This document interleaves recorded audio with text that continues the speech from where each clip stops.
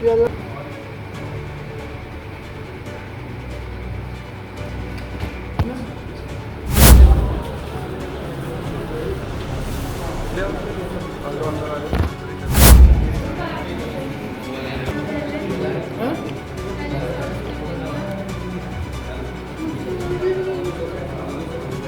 में बुजुर्ग दंपत्ति के साथ पिछले दिनों 2 करोड़ 80 लाख के करीब साइबर ठगी का मामला उजागर हुआ था।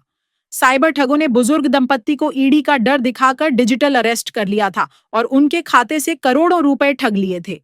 अंबाला पुलिस ने इस मामले में अभी तक 7 लोगों की गिरफ्तारी कर ली है और इस गिरोह का सरगना बबलू नाम का व्यक्ति है।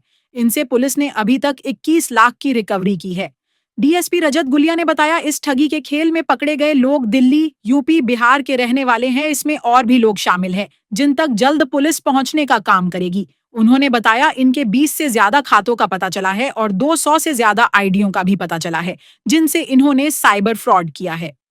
इस महीने की दिनांक 6/4/2025 को एक 37 नंबर मुकदमा हमारा police station cyber crime Ambala में दर्ज हुआ था, जिसमें मुख्यतः यह आरोप था कि एक अंबाला कैंट की रहने वाली दंपत्ति को डिजिटल अरेस्ट कर का भय दिखाकर 2 करोड़ 80 लाख रुपए का गबन करा गया। उन्हें यह बताया गया था कि उनके ऊपर ईडी के द्वारा एक मुकदमा रजिस्टर करा गया है और उसी में ही उनकी अरेस्ट करी जा रही है। तो उन्होंने उसके डरते 2 करोड़ 80 लाख रुपए विभिन्न बैंक अकाउंटों में, पूरे जो अलग अलग अकाउंट नंबर थे उनमें पैसे ट्रांसफ़र करे, जिस संबंध में मुकदमा दर्ज करा गया और बाद में इसमें अभी तक टोटल 7 लोगों को गिरफ्तार करा गया है। जो अभी तक की इन्वेस्टिगेशन में मुख्य आरोपी आया था बबलू, उसको गिरफ्तार करा गया था, जिससे 21 लाख रुपए की रिकवरी करी गई है। इस मुकदमे में अब तक लगभग 24 लाख रुपए की रिकवरी करी जा चुकी है और 15 लाख रुपए के आसपास अभी विभिन्न बैंक अकाउंट्स में हमारे साइबर क्राइम पोर्टल के तहत अमाउंट फ्रीज भी है। बैकग्राउंड क्या है फैमिली का? ये फैमिली जॉब करती थी, बैंक से रिटायर्ड कर्मचारी थे जो हमारी विक्टिम फैमिली थी। सर, आरोपी है कहाँ के रहने वाले हैं और कितने केस में पकड़े? आरोपी विभिन्न जगहों के रहने वाले हैं, कोई मध्य प्रदेश से है, कोई बिहार से है, कुछ लोग इसमें दिल्ली से भी हैं और लुधियाना पंजाब से भी इसमें आरोपी हैं। और जो अभी तक मुकदमों का हम इस बारे में इन्वेस्टिगेट कर रहे हैं, एफआईआर की बात सामने नहीं आई है, लेकिन जितने जो अभी तक एक्यूज हमने अरेस्ट करा, इसमें हमारे सामने 21 बैंक आईडीज़ हमने ड्यूरिंग इन्वेस्टिगेशन सामने आई हैं। उन 21 बैंक आईडीज़ में जो हमारा एनसीआरपी का पोर्टल है, जिस पे हमारी सारी साइबर कंप्लेंट्स रजिस्टर होती हैं, तो वहाँ 274 आईडीज़ पैन इंडिया मिली हैं, जिसका मतलब ये है कि लगभग 274 लोगों के जिनके साथ फ्रॉड हुआ या फ्रॉड का अटेम्प्ट हुआ, उनकी भी इनके साथ कहीं पूरे पैन इंडिया में लिंकेज है। कितने एक्यूज पेंडिंग हैं? एक्यूज देखिए कितने पेंडिंग है, क्योंकि बहुत सारे बैंक अकाउंट नंबर आते हैं, तो वो बड़ा एक डायनेमिक प्रोसेस है। हो सकता है इसमें आगे 10, 15, 20, 5 जो भी अरेस्ट होंगी, एक्यूज पिन पॉइंट नहीं इसमें करा जा सकता। तो इनमें पैसे बांटे कैसे, ग्रुप क्रिएट कैसे हुआ?